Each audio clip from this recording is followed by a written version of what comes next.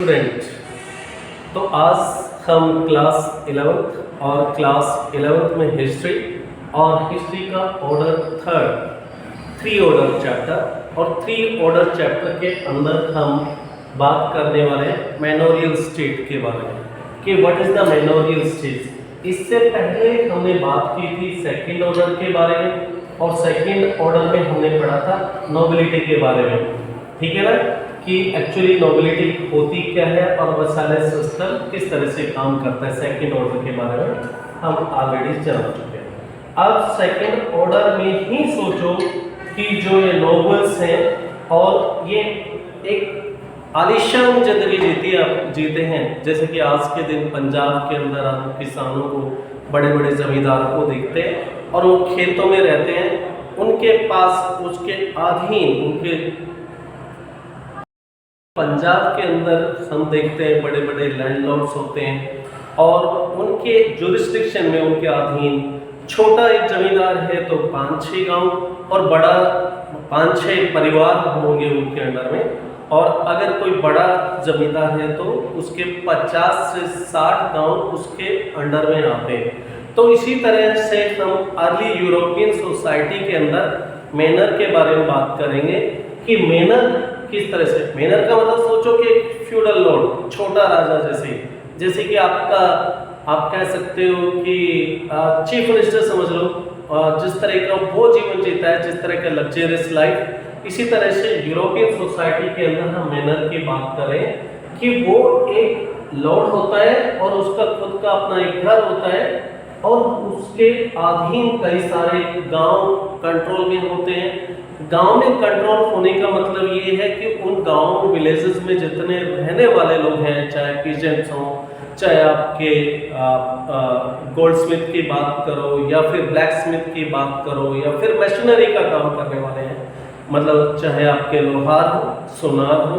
या फिर मिस्त्री का, जो राज मिस्त्री का काम करते हैं, बेसिकली ये सारे के सारे जो 50 से 60 गांव उसके अधीन होते हैं, वो सभी इसके यहाँ पे काम करने के लिए वो एक किस्म से मजबूर होते हैं और इनकी जिंदगी सुबह, इनका सूर्य का सुबह उगने से लेकर शाम को अस्त होने तक ये अपने मैनर के लिए काम करते हैं। तो यही हमने समझना है कि किस तरह से यूरोपियन सोसाइटी के अंदर में मैनोरियल स्टेट काम करता था।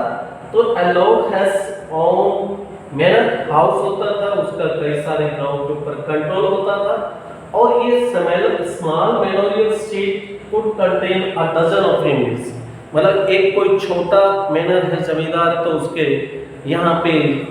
दर्जनों परिवार काम करते थे। और इसी तरह से लार्जर स्टेट्स की बात करें, अगर कोई सोचो कि मैनर है वो बड़ा जमींदारों में भी तो छोटे और बड़े जमींदार होते हैं, तो इसी तरह से जो लार्जर स्टेट्स हैं, बड़े जो हैं बड़े जमींदार हैं, तो उनके माइट इंक्लूड 50 to 60 ऑलमोस्ट, मतलब गांव उनके अंडर में आते थे 50 से 60 गांव। और इन सब 50 से 60 गांव के अंदर हर डेली लाइफ, दिन का जो लग्जरियस जिंदगी जीने के लिए जो भी कुछ रिक्वायरमेंट होती थी वो राजा के लिए हमेशा हाजिर होती, ठीक है। तो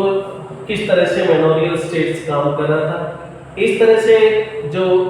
मैनर है उसका ग्रेन का प्रोडक्शन है वो खेतों में होता है, लेकिन आपको पता है मैनर तो मैनर है, राजा है, उसके यहाँ पे कोई खेती वो खुद तो करने वाला नहीं है। देखेंगे कौन उसके यहाँ खेती करता है, उसके यहाँ कारपेंटर्स, ब्लैक स्मिथ, स्टोन मैसन, जो पत्थरों से काम करने वाले यानी कि राजमिस्त्री का काम करने से लेकर और जो उनके बाकी सभी देखभाल की चीजें काम कर रहे हैं वो सारे लोग कर रहे हैं। अब आप कहोगे कि पीजेंट्स हैं जो उनके यहाँ काम कर रहे हैं, उनकी वाइफ्स हैं, उनके परिवार हैं, महिलाएं, उनके बच्चे की जिंदगी किस तरह की होती है। तो आपके नॉलेज के लिए मैं बता दूं कि वो जो विमेन्स हैं वो भी स्पन का काम करना और फैब्रिक वीविंग का काम, मतलब कपड़े बनाना, कपड़े बुनाई और सूत काटने वाला काम से लेकर बच्चे उनके वहीं प्रेसेस के अंदर काम कर रहे थे महिलाओं के। और इस तरह से ये सिस्टम काम करता है मैनोरियल स्टेट्स, ठीक है ना। और भाई किंग है तो उसके खुद डिफेंस के लिए भी आप कह सकते हो कि एक कैसल्स होता है, कैसल्स आप कह सकते हो कि दुर्ग, जो कि चार दीवारी जैसी पूरी फोर्टिफाइड और वहाँ पे सुरक्षा के लिए गार्ड।